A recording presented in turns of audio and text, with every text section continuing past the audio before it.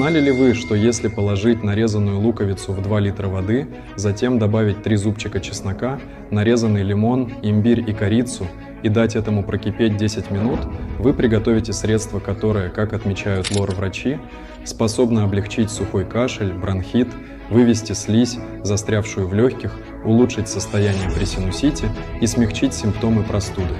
По словам пульмонологов, его можно подсластить медом и пить теплым.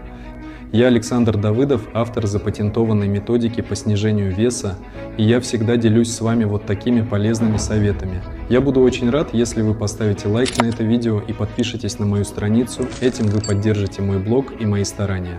Будьте здоровы, родные! Возможно, мы никогда больше с тобой не увидимся, поэтому подпишись, чтобы узнать больше. А если хотите больше узнать о моей авторской методике снижения веса без диет и изнурительных тренировок, пишите цифру 7 в директ и проверьте свои личные сообщения во вкладке «Запросы».